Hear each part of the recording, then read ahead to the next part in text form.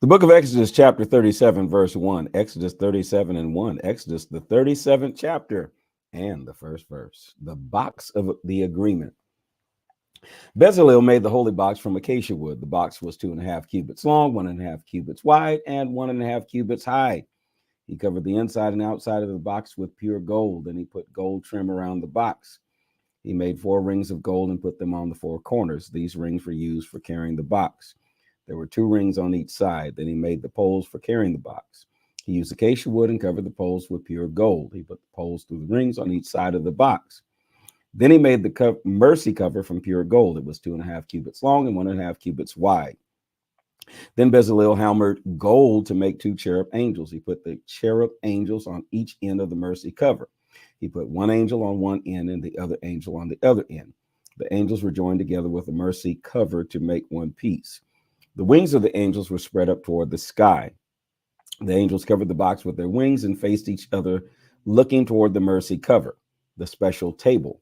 Then he made the table from acacia wood. The table was 2.5 cubits long, 1 cubit wide, and 1.5 cubits high.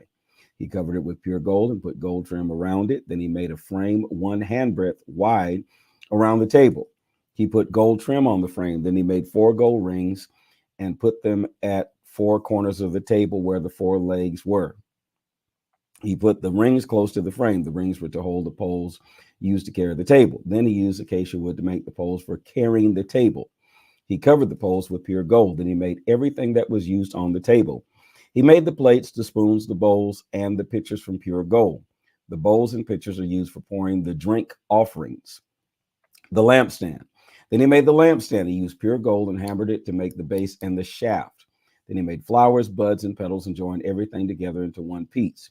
The lampstand had 6 branches, 3 branches on one side, 3 branches on the other side. Each branch had 3 flowers on it. These flowers were made like almond flowers with buds and petals. The shaft of the lampstand had 4 more flowers. They were also made like almond flowers with buds and petals. There were 6 branches, 3 branches coming out from each side of the shaft. And there was a flower with buds and petals below each of the 3 places where the branches joined the shaft. The whole lampstand with the flowers and branches was made from pure gold. All this gold was hammered and joined together into one piece. He made 7 lamps for this lampstand. Then he made lamp snuffers and trays from pure gold. He used 75 pounds of pure gold to make the lampstand and the things used with it. The altar for burning incense. He made the altar for burning incense from acacia wood. The altar was square. It was 1 cubit long, 1 cubit wide, and 2 cubits high. There were 4 horns on the altar. There was 1 horn on each corner. These horns were joined together with the altar to make one piece. He covered the top, all the sides, and the horns with pure gold. Then he put gold trim around the altar. He made 2 gold rings for the altar. He put the gold rings before the trim on each side of the altar. These gold rings held the poles for carrying the altar. He made the poles from acacia wood and covered them with gold. Then he made the holy anointing oil. He also made the pure, sweet-smelling incense. These things were made the same way that a perfume maker would make them. Exodus chapter 38, the altar for burnt offerings. Then Bezalel used acacia wood to build the altar. This was the altar used for burnt offerings. The altar was square. It was 5 cubits long, 5 cubits wide, and 3 cubits high. He made a horn for each of the 4 corners of the altar. He joined each horn to its corner so that everything was one piece. He covered the altar with bronze. Then he used bronze to make all the tools to be used on the altar. He made the pots, shovels, bowls, forks, and pans. Then he made a bronze grating for the altar. This grating was shaped like a net. The grating was put under the ledge at the bottom of the altar and went halfway up into the altar from below. Then he made bronze rings to hold the poles for carrying the altar. He put the rings at the 4 corners of the grating. Then he used acacia wood to make the poles and covered them with bronze. He put the poles through the rings on the sides of the altar to carry it. He used boards to make the sides of the altar. It was hollow, like an empty box. He made the bowl and its base with bronze. He used the bronze mirrors that the women gave. These were the women who served at the entrance to the meeting tent, the courtyard around the holy tent. Then he made a wall of curtains around the courtyard. On the south side, he made a wall of curtains 100 cubits long. The curtains were made from fine linen. The curtains on the south side were supported by 20 posts. The posts were on 20 bronze bases. The hooks for the posts and the curtain rods were made from silver. The north side of the courtyard also had a wall of curtains 100 cubits long. There were 20 posts with 20 bronze bases. The hooks for the posts and the curtain rods were made from silver. On the west side of the courtyard, the wall of the curtains was 50 cubits long. There were 10 posts and 10 bases. The hooks for the posts and the curtain rods were made from silver. The east side of the courtyard was 50 cubits wide. The entrance of the courtyard was on this side. On one side of the entrance, the wall of the curtains was 15 cubits long. There were 3 posts and 3 bases on this side. The wall of the curtains on the other side of the entrance was also 15 cubits long. There were 3 posts and 3 bases on that side. All the curtains around the courtyard were made from fine linen. The bases for the posts were made from bronze. The hooks and the curtain rods were made from silver. The tops of the posts were covered with silver also. All the posts in the courtyard had silver curtain rods. The curtain for the entrance of the courtyard was made from fine linen and blue, purple, and red yarn. Designs were woven into that courtyard. The curtain was 20 cubits long and 5 cubits high. It was the same height as the curtains around the courtyard. The curtain was supported by 4 posts and 4 bronze bases. The hooks on the posts were made from silver. The tops of the posts were covered with silver, and the curtain rods were also made from silver. All the tent pegs for the holy tent and for the curtains around the courtyard were made from bronze. Moses commanded the Levites to write down everything that was used to make the holy tent, that is, the tent of the agreement. Ithamar, son of Aaron, was in charge of keeping the list. Bezalel, son of Uri, the son of Hur, from the tribe of Judah, made everything the Lord commanded Moses. Excuse me. Also, Aholiab, son of Ahishamach, from the tribe of Dan, helped him. Aholiab was a skilled worker and designer. He was skilled at weaving fine linen and blue, purple, and red yarn. The people gave over a ton of gold as an offering to the Lord for his holy place. That was weighed using the official measure. All the men 20 years old or older were counted. Each man had to pay a tax of 1 beka of silver. Using the official measure, 1 beka is 1/2 shekel. There were 603,550 men, so they collected about 7,550 pounds of silver. They used most of the silver to make the 100 bases for the holy tent and its curtain, 75 pounds for each base. They used remaining 44 pounds of silver to make the hooks, the curtain rods, and the silver covers for the posts. They gave more than 2.5 tons of bronze. That bronze was used to make the bases at the entrance of the meeting tent. They also used the bronze to make the altar and the bronze grating. And the bronze was used to make all the tools and dishes for the altar.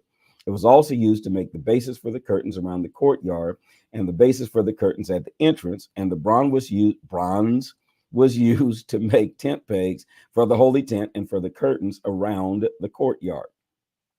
Exodus 39, the priest's special clothes. The workers used the blue, purple, and red yarn to make the special clothes for the priest to wear when they served in the holy place. They also made the special clothes for Aaron as the Lord had commanded Moses, the ephod. They made the ephod from gold thread, fine linen, and blue and purple and red yarn. They hammered the gold into thin strips and cut the gold into long threads. They wove the gold into the blue, purple, and red yarn and fine linen. This was the work of a very skilled person. They made the shoulder pieces for the ephod. They tied these shoulder pieces to the 2 corners of the ephod. They wove the cloth belt and fastened it to the ephod.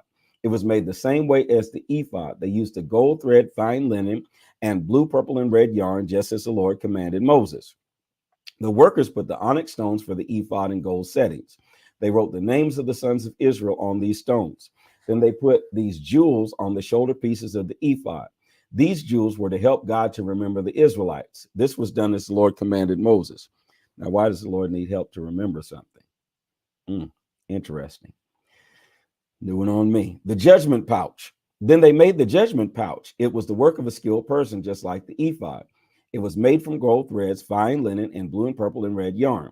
The judgment pouch was folded in half to make a square pocket. It was 1 span long and 1 span wide. Then the workers put 4 rows of beautiful jewels on the judgment pouch. The first row had a ruby, a topaz, and a beryl. The second row had a turquoise, a sapphire, and an emerald. The third row had a jacinth, an agate, and amethyst. The fourth row had a chrysolite, an onyx, and a jasper. All these jewels were set in gold.